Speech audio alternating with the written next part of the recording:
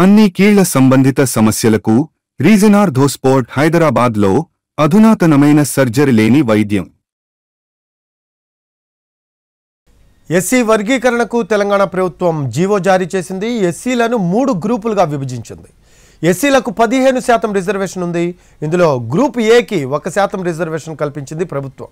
Group బికి 9%, group సికి 5% reservation కల్పిస్తూ ఉత్తర్వులు జారీ అయ్యాయి. అంబేద్కర్ జయంతి సందర్భంగా ఎస్సీ వర్గీకరణకు అమలు చేస్తూ జీవో జారీ చేసింది తెలంగాణ ప్రభుత్వం. ఎస్సీల వర్గీకరణకు పలుసార్లు చర్చలు జరిపింది ప్రభుత్వం.